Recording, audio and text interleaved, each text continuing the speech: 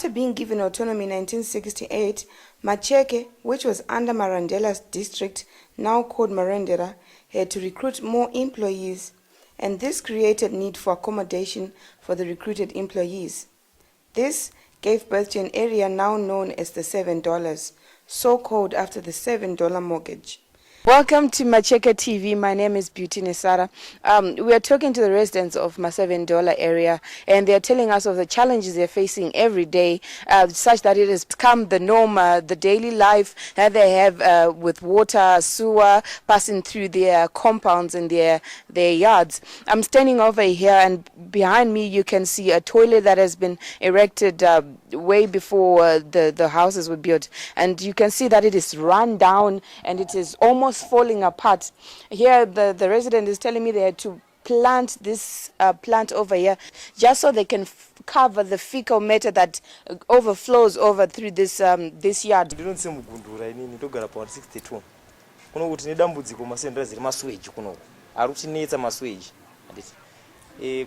December wese 2019 maseji aingoputika achiputika vatasvika pakuudza vakomiti Macheke vana marara nana Clyde Chosa kuti tibatsire nyemasweji iwo vakangoyabva kuti nyemudza vakangoti hanzi aiwa council yati tichaisa mapipe manyowani, but zuva hatikuudzei zuva ba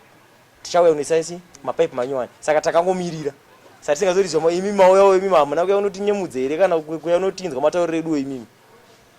ninyaya yemasweji akuti kakunoka zvamuri kuona zvise zvimagaka zvirapa izvi tisi takatozvisima izvi kutosima kwekuti masweji ka etisi tsvina yakabuda ka isabuda kunze irambe iri pachinyi mukati mumomo nhunzi kunoku hatashaya rugare kunoku reno vamwe vanhu varorwa nemanyoka mudzimba umo maswa.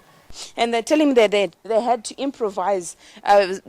viewers there to get the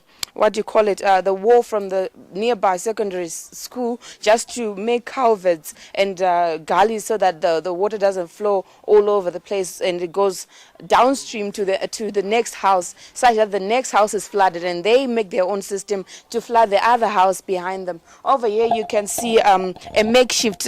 cover of the wall that they made using metal sheets, and it's just a dire situation, citizens. Over here you can see they had to make a culvert here. They're saying they made contributions, viewers, to buy cement so that they had to make a gully. This is just a temporary measure and a held time ticking bomb, and children have nowhere else to play. If the council would intervene and make lasting solutions to the sewer problem in the $7 area, that would make life so much easier and better for the citizens of $7 areas. Panimwe zino mvura yataimwa holiday December wese ukoko inge sina kunaka. Vanhu taita manyoka nemvura taimwa yezinwa iyi. Taimwa mvura yasaita mvura yedu wakaisa muchibhaketi handitika after some hours ena mvura yakatsvuka patepi panopinda mvura yakatsvuka patepi, but yeti tinonzi bhadharai mari yezinwa kupera kumwedzi vanova vachitiva pamari dzavo handiti ye payment plan, but ye kamuzi mvura yacho yatinomwa haitoite izvo takutomwa mvura yekuchibhorani. Isusu kana masweji aputika maini tine dambudziko rakakurisa nevana vadiki vamuri kuonawa nesu wacho tenge takutoita nazvo kutoti toita sei nhunzi tsvina yacho kunhuhwa tiri mumba, vana takatoisa uto tokutotsika kuti vachienda kuchikoro kuitira kuti vasadonhe magiredi 1 ari panapa. Kana taakutsvaira masweji acho tinototukana ndimukuona zvese zvatakaronga izvi kuitira kuti chimapepa zvimatauro zvichabuda imomo zvinogona kuya kunoku pamwe inini handipo. Ndosvikawo zvakaungana nhunzi dzoti ngongongongo mumba dzopinda mumahwindo tombovhura pamwe pacho tichitombodzinga nhunzi apo wacho wezinwa wacho tikavati tipe mushonga wokudira mumati mukubuda masweji awatipe tichituta mvura tichidira mudhishi tichisuka tichitora kubhoro tichidi totutira mvura madhishi edu totanga kugeza mugere ichienda uko pazosarirawo kana tanetawo tozozviona. Asi tine dambudziko rakanyanya kunyanya nevana nesu vacho nekorera tabatwa nayo hatisi kugara zvakanaka abautaura zvachose vana takatoisira tumugero tokufamba nato. The infrastructure was established to accommodate single employees, and the village superintendent was in charge of making sure that there was sanity and compliance by the occupants. With change of time and events, the council announced in 1999 that it was going to hand over the houses to sitting tenants upon payment of $42. kune payments akasonza akaisokwana kudara kuitwa nekucancel resident neresident wega wega ainzi ndinobhadhara mari inoita $42 maloni yako ibva yatomachua saka vanhu vazhinji vakatonozviita izvozvo vakatobhadhara mari idzodzo ichiri cancel yemacheke macheke ro cancel isati yamuriwo muriwo yakazopinda but process inge yatoitwa vanhu vakanzi vachengetedze marisits avo I think vanhu vawanawo marisits avo ema$42 inge asara paloni saka dziritonzi loni dzavo dzakamachua dzenzvimbo inei changodiwa kuvanhu kupiwa matitle deeds ani matitle deeds avo edzimba dzavo noti dzimba dzavo dzimba hadzisi dzecancel ndedzevanhu saka pamwe pacho ndinofunga ndozvimwe zvinoita kuti cancel isave nebasa nevanhu vanoona sekunge vanhu pakuti vanhu havasi kubhadhara marenzi saka kuti take care zvinenge zvinoita zvine kamwe kakuita kavari kuda kutaridza kuti havasina basa naona kuma7 but mari vakatoiita kare. According to Chapter 1, Section 28 of the Constitution of Zimbabwe,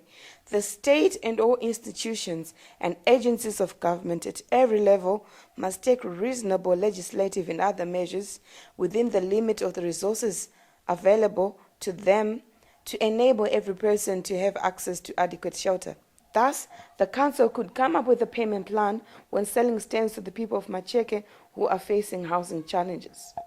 Kuri overpopulation takawandisa zingamboiti padzimba dzemasendera zidzi takawandisa zingatomboita kudzimba dzadzishoma even dzimba isusu pamberi togara tiri 8 handiti vanhu 8 pa3 rooms tinoshare same rooms acho iya inini ndechitofunga kuti pane mastands ariko sofa mune magrounds akawandisa nditika waitopa mayouth kwete kune mastands ecooperative aya nditika ekuti nonzi mayouth egega munhu anoda anonopata stand handitika wachinzi kupera kwemwedzi uchibhadhara mari yakati handitika because example zvakanzi stand macheke muno miri kunzi 100,000 handitika macheke muno hamuna industry macheke muno mune industry ipi kuitika macheke muno hamuna handitika but wakatoma stands akunzikana kuti 15,000 bond handitika kupera kwemwedziwo munhu hunzi akanaka 250 bond handitika etisi zvinoita but iwo vanongoti mastands mari yakati kusina mabasa acho. One of the challenges the residents of Ma7 area are facing is that of drainage, especially during this time of a rainy season. If you can look down here, the drainage system is clogged and blocked with sand that has run down from upstream down here, such that it washes onto the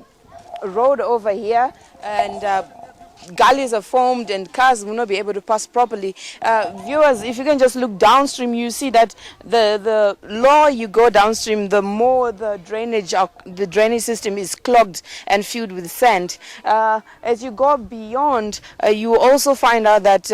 the system has not been renovated ever since it has been built. I'm standing in a gully right by the roadside, which is almost 30 to 40 centimeters deep, right in the middle of the road. It becomes inaccessible to cars and damages your cars during the rainy season, and children play in these gullies all over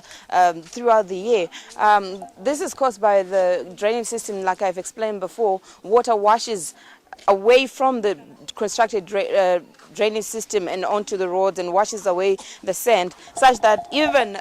when they want to clear the roads, it's not just grading of the roads, but they have to deconstruct the whole topsoil and the bottom over here, such that it becomes more expensive with time if they leave the gullies like this. Viewers, it's not just the duty of the council or the responsible authority to make sure that the drainage system in your area is fixed. Right in front of me, you can see there is overgrown weeds right in front of a drainage system, and it is in front of someone's house. One should remember that it is important to clean the area immediately in front of your house, especially during the rainy season, such that you declog your drainage pipes when you work together with the council.